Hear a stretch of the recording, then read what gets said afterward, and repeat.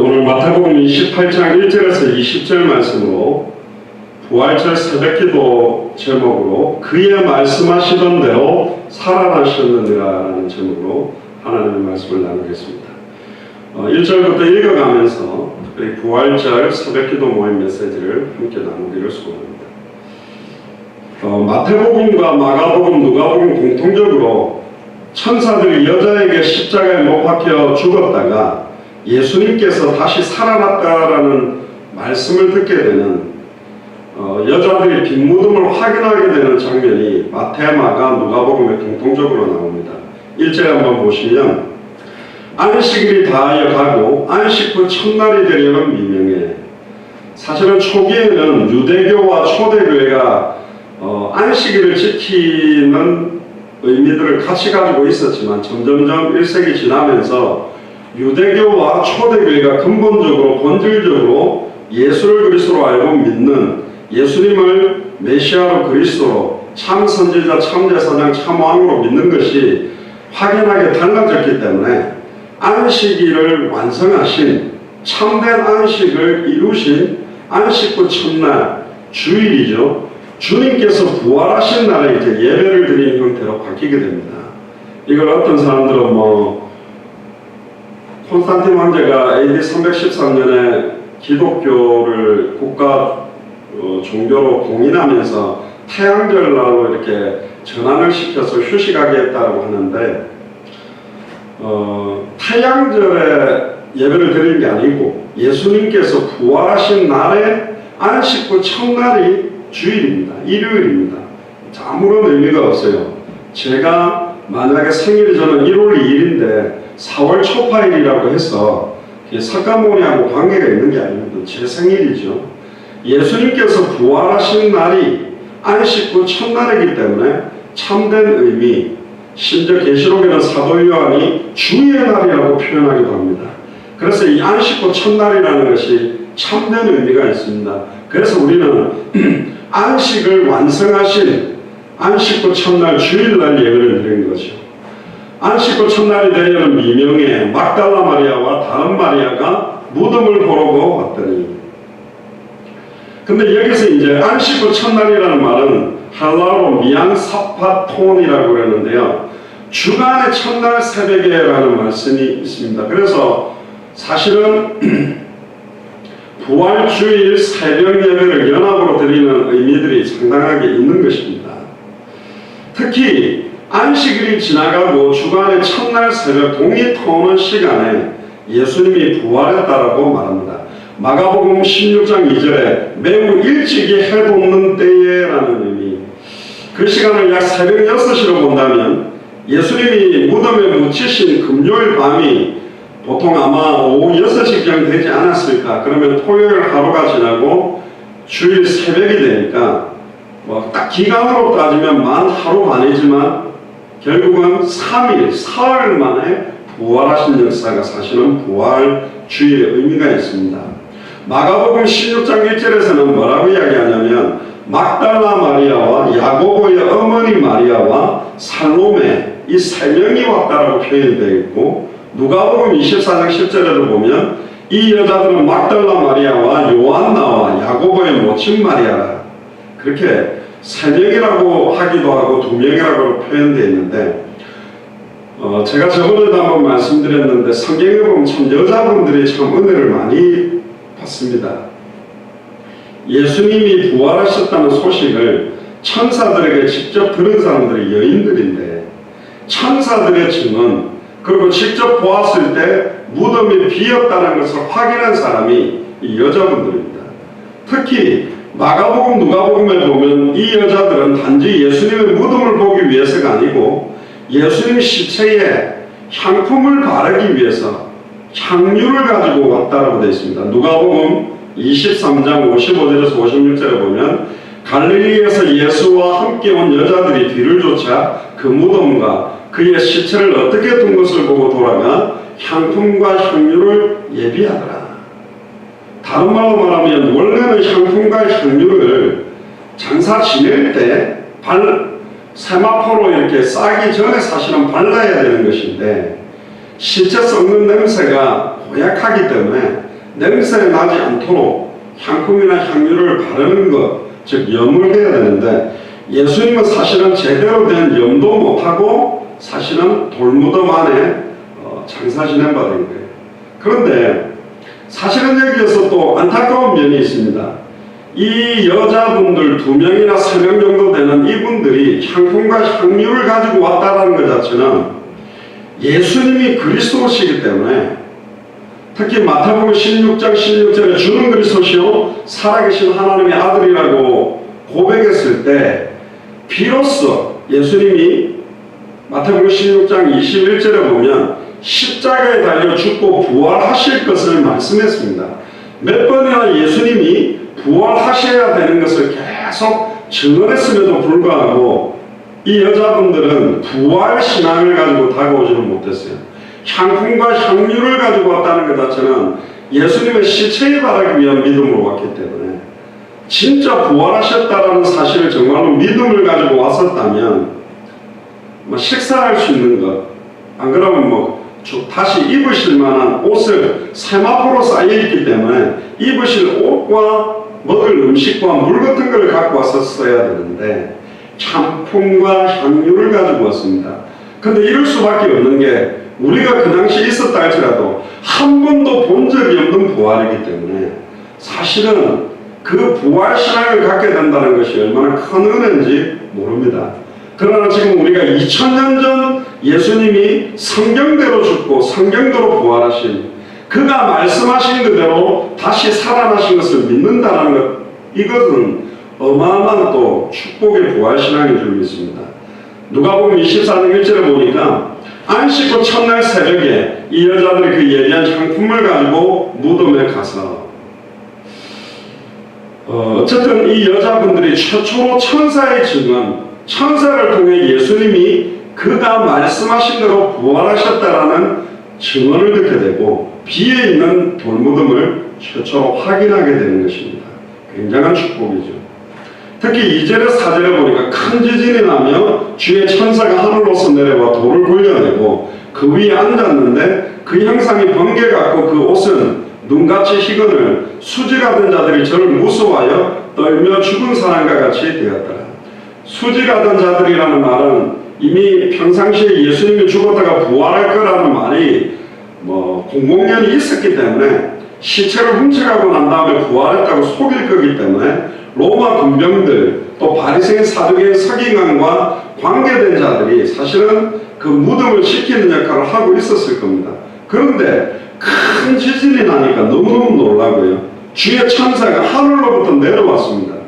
특히 어마어마하게 큰 돌무덤을 막고 있던 그 돌을 굴려내버리고 그 위에 앉아있고, 그의 형상이 번개 같고 그 옷은 눈과 같이 희니까 너무너무 무서워서 죽은 사람처럼 떨고 있는 것이죠.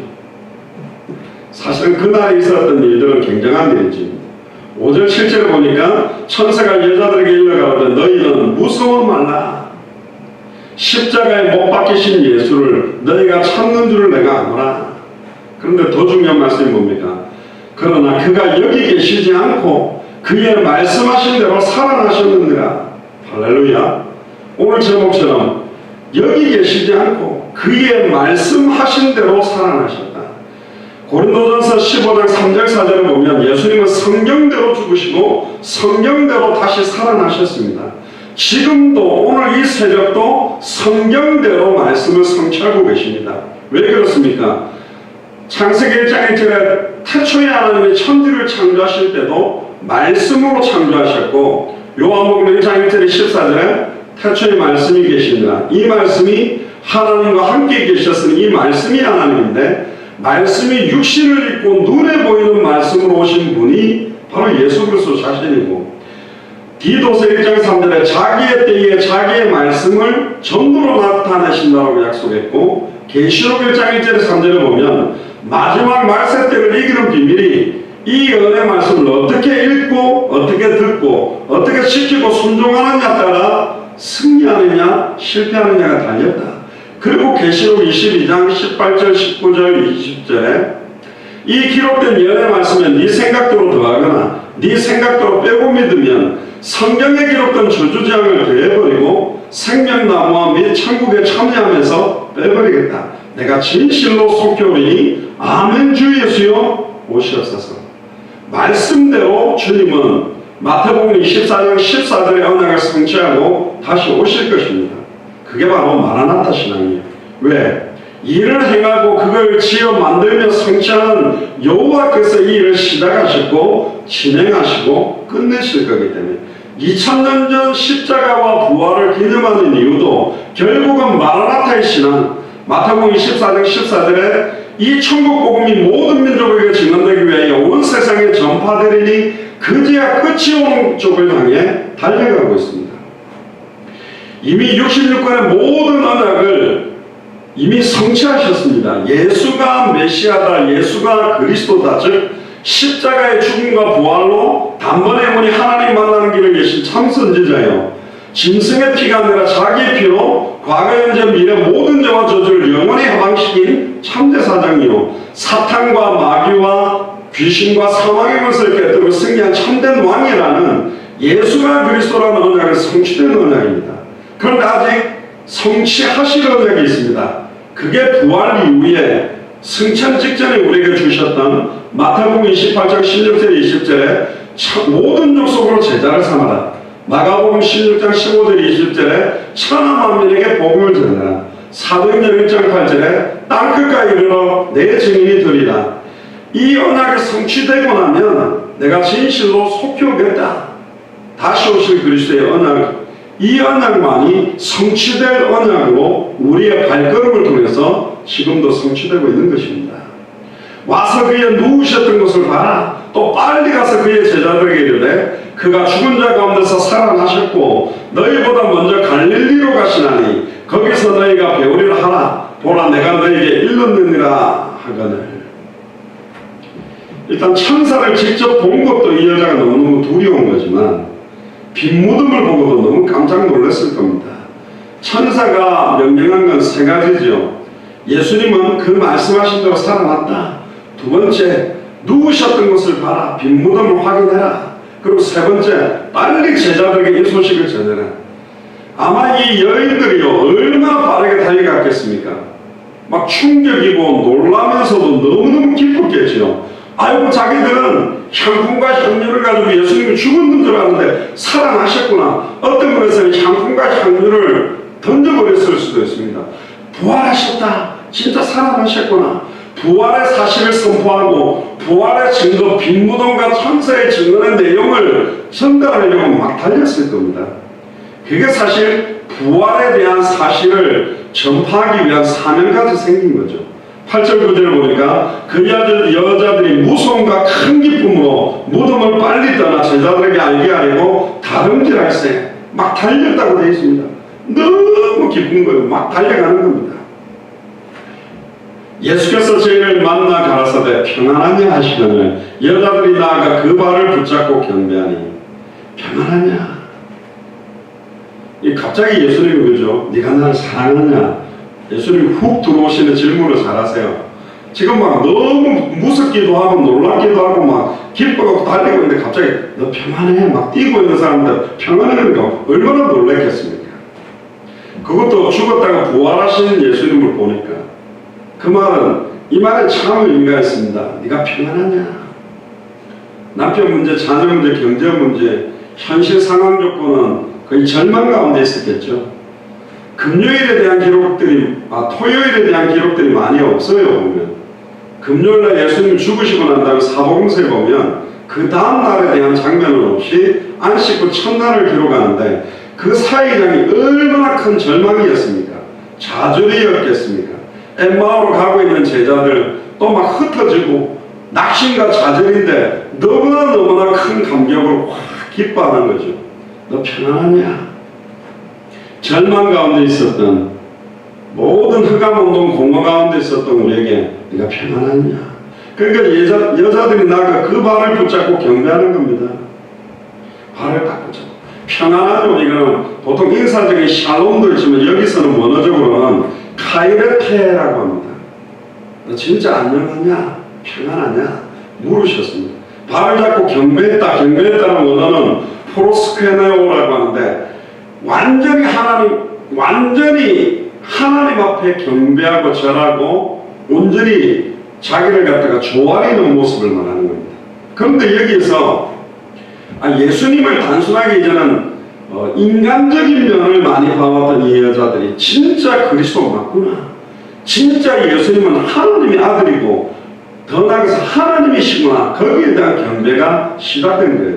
근데 재미난 장면이 있습니다. 요한계시록 22장 8절 9절을 보면 사도 요한이 천사의 발 앞에 경배하려고 엎드렸을 때에, 구약 성경에 보면 천사들이 나타나면 거의 하나님처럼 막 주여 하고 엎드리고 그렇게 합니다만은, 요한계시록 22장 8절 9절에 보면 사도 요한이 천사의 발 앞에 엎드려 경배하려고 엎드렸을 때 그가 말하기를 이렇게 말합니다. 천사가 나는 너와 네 형제 선지자들과 또 이 책의 말을 지키는 자들과 함께 된 종이다. 히브리서 1장 14절에도 보면, 계시록 8장 3절 4절 5절에도 보면 십자가 사건 이후로 예수를 그리스도로 영접하는 자는 이제 천사들에게 절하지 않습니다. 사실은 천사들이 수종 들고 하나님의 형상으로 회복된 하나님의 자녀가 기도할 때 천사들이 돕는 역할들을 굉장히 많이 하는 장면들이 보여지고 있습니다. 이 책의 말을 지키는 자들, 어떤 면에서는 66권의 성경의 말씀 핵심인 예수가 그리스도라는 복음을 가지는 자들, 그들이 천사들에게 조아리지 않는다는 거예요. 어떤 면에서는 이제는 함께 종됐다, 함께 동력하고 하나님의 형상대로 창조된 우리의 당대 세계복음화의 사역에 동력하는 역할을 한다. 그리하지 말고 오직 하나님께 경배해라. 이제 천사에게 절하지도 말아라. 오직 하나님께만 경배하라. 그렇게 말합니다. 10절에 보니까 이 예수께서 가라사대 무서워 말라. 가서 내 형제들에게 갈릴리로 가라 하라. 거기서 나를 보리라 하십니다. 결국은 예수님이 희한한 표현을 합니다. 10절에 보니까 가서 내 형제들에게 갈릴리로 가라. 제자들이라고 안 하고 여기서는 형제들이라고 합니다. 결국은 성경에 보니까요, 로마서 8장 29절에 하나님이 미리 아신 자들로 또한 그 아들의 형상을 본받게 하기 위하여 미리 정하셨으니 이는 그로 많은 형제 중에서 맏아들이 되려 하심이니라. 맏아들이란 말은 둘째, 셋째, 넷째도 있다는 말 아니에요. 예수님이 우리를요, 이제는 뭐라고 부활하시고 난 다음에 내가 제일 큰 형이다, 맏형이다, 장남이다, 그럼 우리를 형제라고 자꾸 불러요. 그래서 제가 어릴 때 생각납니다. 제가 어릴 때 제일 이해되지 않았다는 찬송가가 있는데요. 형님 같은 형님 같은 뭐 이러면서 예수님을 형님이라고 부르는 찬송이 있더라고요. 예수님은 하나님이신데, 예수님은 그리스도 메시아 우리의 주 되시는데, 구원주인데 형님을 부르면 좀 조직에서 부르는 형님이라듯이 예수님 형님이라 불러도 되나? 조금 이상하더라고요. 근데 예수님이요 맏형이 되셨다 그랬어요. 우리의 주인이신데, 하나님이신데, 그런 정도는 하나님의 본체시나 하나님과 동등됨을 취할 것을 여기지 아니하시고 자기를 비천 완전히 낮추셔서 사람의 몸을 입고 죄를 짊어지고 정령 죽었다가 부활하셔서 우리 보고 뭐라고요? 내가 큰형이다, 너희들은 내 형제다, 내 동생들이야, 뭐 이렇게 우리를 사실은 부르셨어요. 너무너무 감사하죠. 감히 있을 수 없는 일입니다. 특히 사도행전 1장 3절을 보면 예수 그리스도께서 해받으신 후에 또한 저에게 확실한 많은 증거로 친히 사심을 나타내사 40일 동안 고린도전서에 500여 형제들에게 보이시고 하나님 나라의 일을 말씀합니다. 이제 어떻게 하면 이 땅에 하나님 나라가 임하겠냐? 이제 내가 예수가 그리스도라는 완전한 언약을 이미 성취했다. 그러면 남아있는 게 뭐냐? 예수를 그리스도로 영접하는 순간에 내게 하나님의 나라가 임하고, 다른 사람에게 예수가 그리스도라고 복음을 증거돼서 그들이 예수를 그리스도로 영접하는 순간에 그에게 하나님의 나라가 임하고, 많은 사람들이 이 복음을 받게 되면 그 동네가, 그 도시가, 그 나라가, 전 세계가 하나님의 나라가 임하게 되거든요. 그래서 40일 동안의 이 일을 두고 제자들에게, 낙심과 슬픔에 있었던 그들에게 내가 드디어 그리스도의 일을 완성했다. 이제는 모든 족속으로 제자를 삼아라. 천하 만민에게 복음을 전해라. 땅끝까지 이르러 내 증인이 되리라는 원래 아담과 하와에게 주셨던 창세기 1장 27절 28절을 다시 한번 우리를 통해 회복시키기 위한 축복의 명령을 주시는 겁니다. 하나님의 형상은 어떻게 회복됩니까? 하나님의 형상으로만 하나님의 형상은 회복됩니다. 그는 보이지 않는 하나님의 형상이다. 예수 그리스도가 바로 하나님의 형상이라고 말하고 있습니다. 그래서 예수 그리스도를 영접하는 순간 하나님의 형상이 회복되어졌다면, 하나님의 형상이 회복된 자가 할 일은 딱 한 가지밖에 없어요.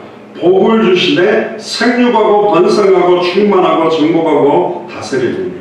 원래는 하나님의 형상을 가진 자가 에덴 동산이 가득 차도록 돕는 배필로, 뭘 돕는 배필입니까? 아담 혼자는 생육하고 번성하고 충만하고 정복하고 다스릴 수가 없으니 하와를 통해 하나님의 형상을 가진 자를 에덴 동산에 생육하고 번성하고 충만하고 다스리도록 많이 낳아야 되는데 그 일을 못했다니까요. 쫓겨나 버렸어요.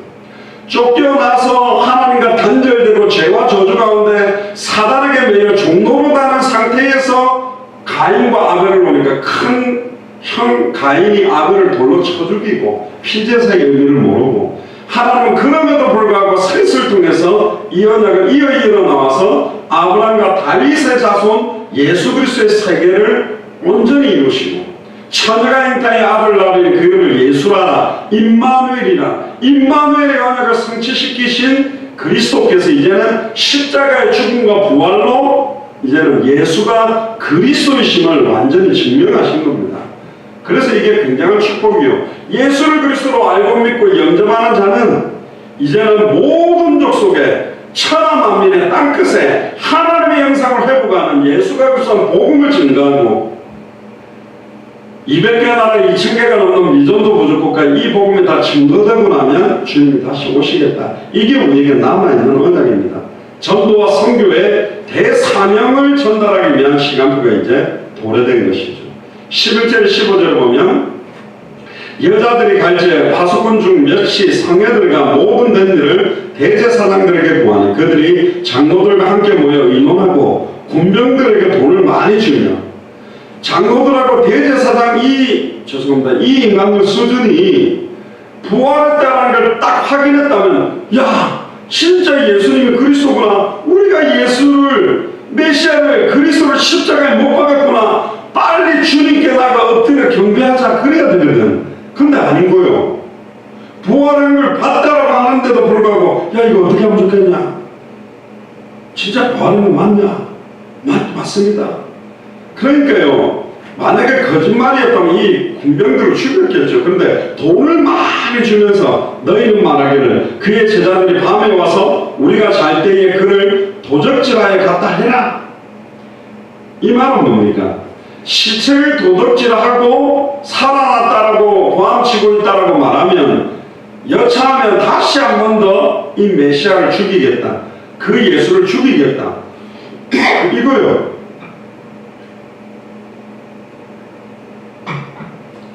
아마 이 대제사장들하고 장로들은 기절했었겠구나, 안 죽은 거구나, 이렇게 착각했을 수도 있어요. 예수님 당시에 예수님의 부활을 놓고 몇 가지 설이 있습니다. 첫 번째가 뭐냐? 기절설입니다. 그러니까 예수님이 십자가 달려서 아버지여 아버지여 나의 하나님 어찌하여 나를 버리셨나이까 하고 탁 이렇게 죽은 게 아니라 그때 기절을 잠깐 한 거다. 근데 무덤에 넣어놓으니까 이렇게 깨어난 거다. 그래서 기절설을 주장하는데, 기절설을 주장하는 사람은 예수 그리스도가 살아있는 것을 분명하게 본 사람들이 주장하는 겁니다. 맞죠? 진짜 살아있네? 그럼 부활은 안 믿으니 그러면 십자가에서 안 죽었던 거구나 해서 분명히 살아있음을 본 사람들은 기절설을 주장하고요. 두 번째는 도난설이 있습니다. 도난설이 뭐냐면 훔쳐갔다는 거예요. 훔쳐가놓고는 불과 한 40일 있다가 예수님은 승천해버리기 때문에 40일 지나고 나니까 도난설, 그러니까 시체를 갖다 어디 감춰버렸다, 숨겨놓고는 부활했다고 하는 거다. 그러니까 도난설이란 말은 무덤이 비어있는 건 분명하다. 그렇게 로마 군병들이 지키고 있었는데도 불구하고 무덤이 비었었다는 것 자체는 분명히 부활하셨다는 것을 또 증명하는 거예요. 거꾸로 생각해 보세요. 만약에 시체를 도난설을 주장한다면 지키고 있었던 군병들을 다 죽여야 돼요. 제자들을 훔쳐가는데 훔쳐가도록 막지 못했으면 이 로마 군병들을 죽였어야 되는데 이 로마 군병들은 돈을 많이 받았다니까요. 세 번째는 뭐냐면 환상설이 있습니다. 예수님이 부활하시고 난 다음에 제자들이 모여 있는데 막 이렇게 벽을 통과해 갖고 들어오고, 그러니까 막 귀신이 왔다 그랬는데 영은 살과 뼈가 없으되 나는 살과 뼈가 있다. 그리고 시장하실 때 음식도 잡수셨거든요. 결국은 막 벽을 통과하고 이런 소리 들으니까 이 제자들이 너무 예수님 부활하기를 사모해가 환상을 보면서 부활했다고 착각하는구나. 근데 그 환상설을 주장하는 사람은 또 뭐를 확실하게 증명하는 거냐면 분명히 예수는 죽었다는 것을 확정하는 사람들이 주장하는 겁니다. 그러니까 환상설에 따르면 예수 그리스도는 반드시 정령 죽은 걸 목도한 사람은 환상설이라 주장하고, 도난설은 무덤이 비었다는 것을 증명하고, 기절설은 예수님이 살아났던 걸 본 사람들이 주장했기 때문에 이 세 가지를 모으면 예수 그리스도는 완벽하게 정령 죽었다가 정령 부활하신 것이 맞다는 것이죠.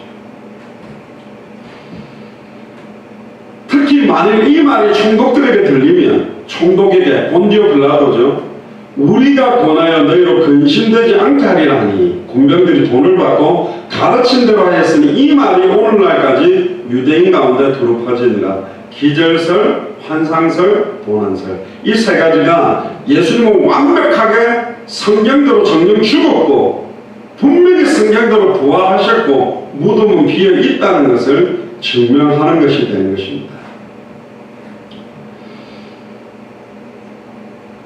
그 다음에요, 16절 17절에 보니까 이제 귀중한 부활 이후에 그리스도께서 하시고자 하는 진짜 사명이 뭐냐.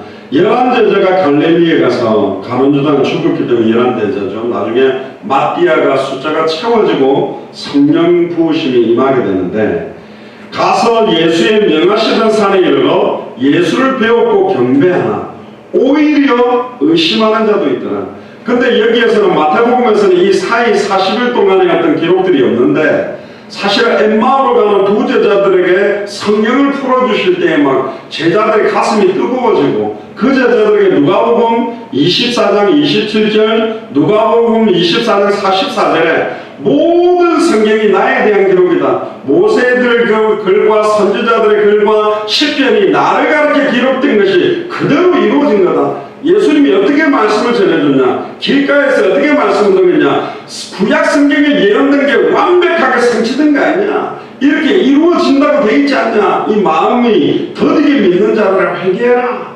말씀 그대로 성취된 걸 왜 못 깨닫느냐, 그렇게 책망하기도 하셨거든요.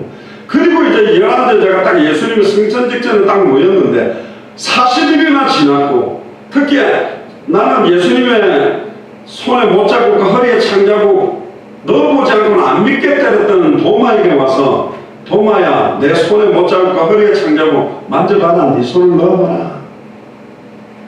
만져보고 믿음 없는 자 되지 마라. 믿어라. 그러나 너는 본 걸로 믿느냐, 보지 않고 믿는 믿음이 더 복되다. 그렇게 40일 동안에 500의 형제들에게 모든 걸 다 보여줬는데, 충격적인 것은 부활하신 예수를 그리스도로 만나놓고도 500의 형제들 가운데 예루살렘을 떠나지 말고 위로부터 약속하신 성령이 임하도록 전혀 기도하고 기다리라고 해서 기다렸던 사람은 120명밖에 안 돼요.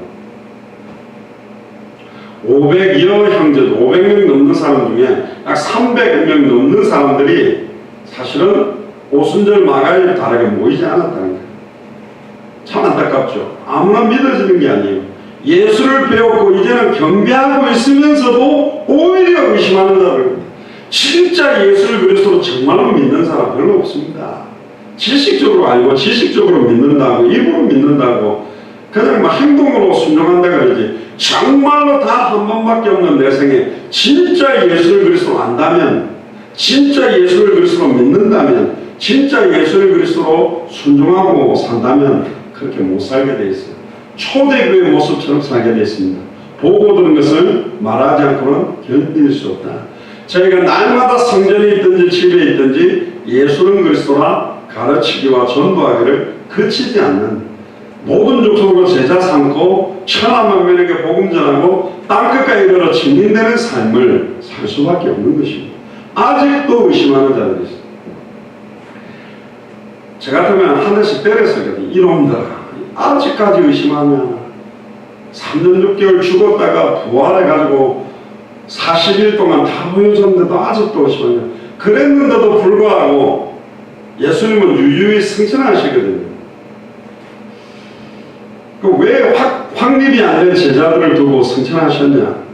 조금만 기다려라. 보혜사 성령이 너희 속에 들어오시면 친히 너희들을 가르치고 친히 깨닫게 하고 친히 생각나게 하시리라. 예수님이 육신을 입고 있을 때 베드로는 주는 그리스도시여 살아계신 하나님의 아들이라 고백하고는 예수님 십자가에 달려 죽고 살아나야 된다니까 절대로 그런 일이 있으면 안 됩니다 하니까 사탄아 물러가라고 욕을 먹었습니다만은, 오순절 마가의 집 다락방의 성령 충만함을 받고 난 베드로와 12제자들 그리고 70일 제자들은요, 그 뒤로 예수를 모른다고 부인하고 불신하는 적이 없어요. 조금 실수한 적은 있는 줄 몰라도 이방인 사역에 대한 법은 할례가 어쩌고 저쩌고 율법을 지켜 이런 소리를 했는 줄 몰라도 예수를 그리스도로 부인하지는 않았다는 거예요. 특히 베드로는 안전뱅이가 일어나고 난 다음에 법정에서 왜 우리를 주목하여 보느냐, 우리의 개인의 근검과 능력이 이 안전뱅이를 이렇게 세웠다고 생각하느냐, 천하의 구원자들 다른 이름이 없다. 예수 그리스도의 이름의 능력이 이 사람을 선하게 하였다. 담대하게 거기서 예수가 그리스도요 천하 인간의 구원자들 다른 이름은 없다고 선언할 수 있는 담대함이 임하게 된 겁니다.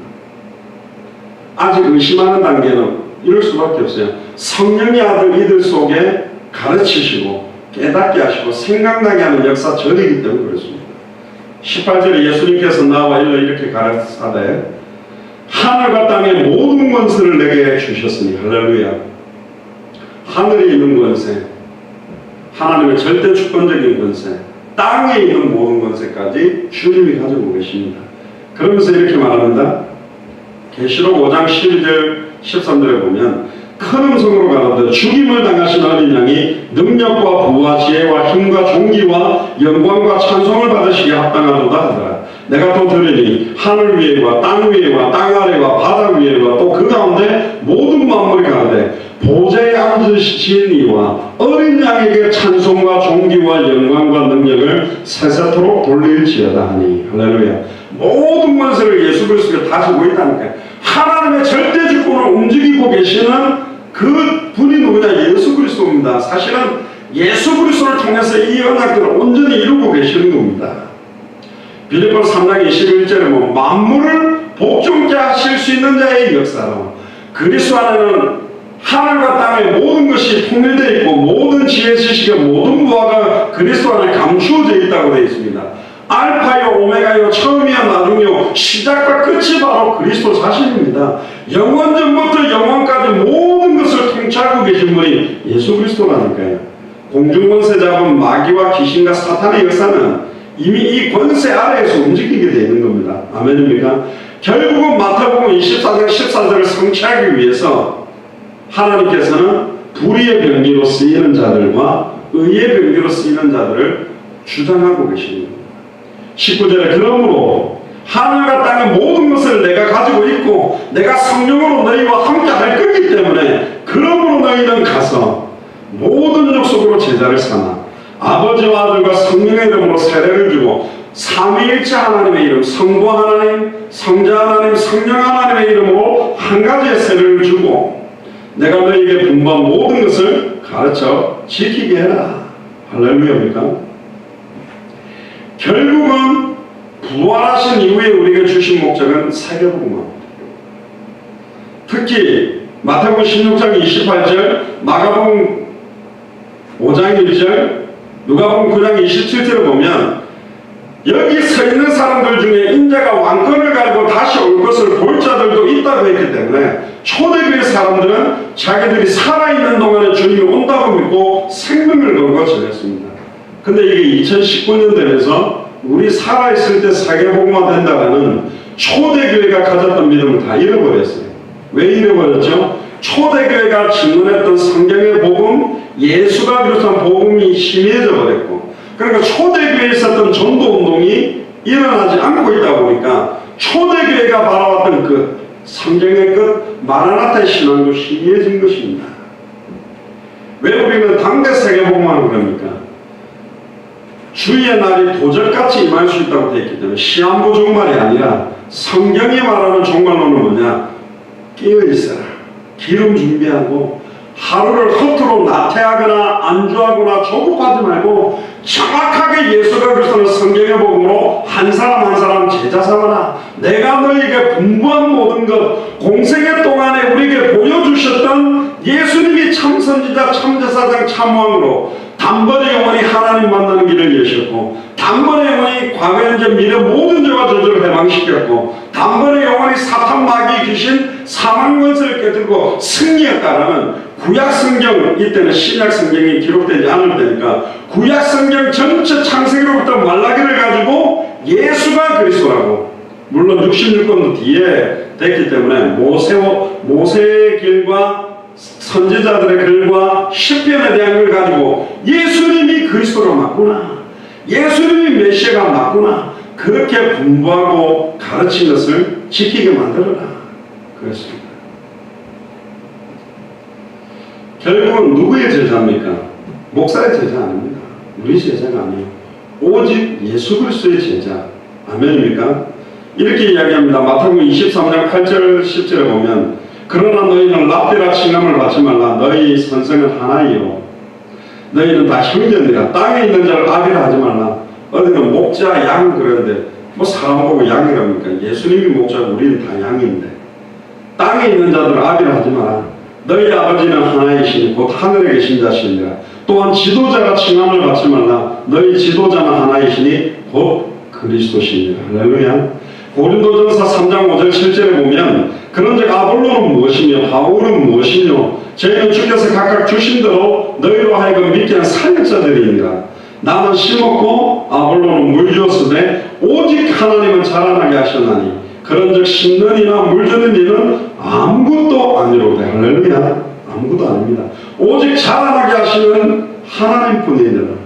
특히 갈라디아서 1장 12절을 보면 예수가 그리스도, 다른 복음이 아니라 참된 복음, 사도 바울이 우리들에게 성경을 가지고 전해준 예수가 그리스도의 복음은 사람에게 받은 것이 아니요 배우는 것도 아니요 오직 예수 그리스도의 계시로 말미암은 것이다. 사람에게 받을 수 없어요. 가르쳐서 배워서 깨닫는 게 아닙니다. 오직 예수 그리스도의 계시다. 아멘입니까? 그리고 세례를 주라는 말은 단순한 그냥 세례가 아닙니다. 십자가의 죽음과 부활, 예수가 그리스도라는 사실을 깨닫고 믿고 영접함으로 임마누엘의 비밀이 누려지는, 옛사람은 그리스도와 함께 물에 들어가는 순간 죽고 물에서 일어나는 순간 새로운 피조물의 삶을 살고 임마누엘을 누린다는 굉장한 중요한 의미를 가지고 있습니다. 결론입니다. 20절 내가 너에게 분부한 모든 것을 가르쳐 지키게 하라. 볼지어다 내가 세상 끝날까지 너희와 항상 함께 있으리라 하시니라. 할렐루야. 1년만 함께해도 너희들이 알아서 해라. 근데 우리는 소망이 없어요. 저는 옛날에 세상 끝날까지 영원히 내 안에 함께한다는 게 너무너무 좋다고만 생각했는데 돌려 생각해보니까 영원히 주님이 함께하지 않으면 나는 안 되는 전적 부패, 전적 타락한 존재구나. 내 힘으로 그 어떤 것도 할 수 없는 존재구나. 그렇습니다. 그래서 오직 예수 그리스도와 십자가만 자랑할 수밖에 없는 겁니다. 아멘입니까? 부활절 새벽을 맞이해서 오늘 주일 메시지가 십자가와 부활입니다. 십자가의 참된 의미, 부활의 참된 의미를 주일 메시지 때 좀 더 깊이 나눌 건데요. 부활절 새벽에 예수 그리스도의 부활하심을 마냥 기뻐할 것이 아니라 부활 이후에 우리에게 주셨던 세계복음화에 대한 명령, 그리고 당대 세계복음화의 언약에 대한, 이제 앞으로 200개 나라를 놓고 2000개가 넘는 미전도 부족 국가를 놓고 본격적으로 깊은 기도가 시작되기를 주의 이름으로 축복합니다. 말쟁이가 되지 마시고 증인으로서도 우리의 남은 생을 오직 주와 복음만을 위해서 드리는 그런 새로운 시작이 되도록 온전히 하나님 앞에 결단하는 최고의 부활주일이 되기를 주의 이름으로 축복합니다. 우리 통성으로 한번 기도합시다.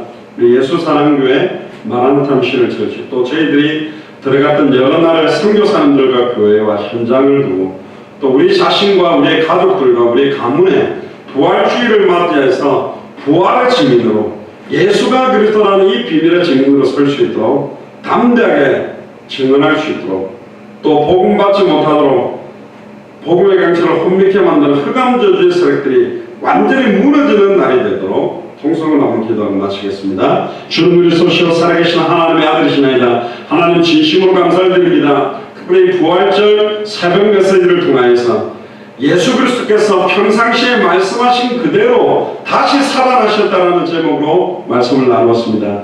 예수가 그리스도 되심을 찬양을 드립니다. 십자가의 죽음과 부활의 참된 의미들을 더욱더 부활주의를 통해서 누리게 하시며, 특별히 우리들의 연약한 부분에 부활의 능력으로 성령의 충만함을 회복시켜서 200개 나라와 2000개가 넘는 미전도 부족 국가 앞에 예수가 그리스도는 성경의 복음의 증인으로, 예수님의 전도와 사도행전의 전도의 증인으로, 또한 마라나타의 증인으로 설 수 있도록 축복하여 주옵소서.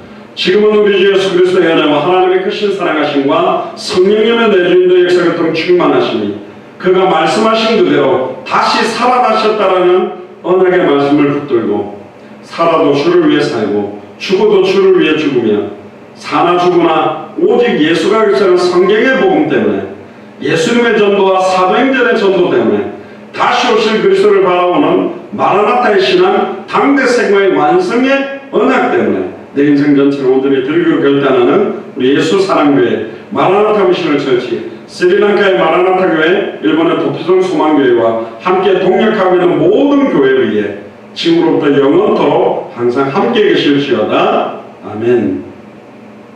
우리 하나님께 감사와 영광의 박수를 돌리고 오늘 부활절 새벽 예배를 마치겠습니다. 감사합니다.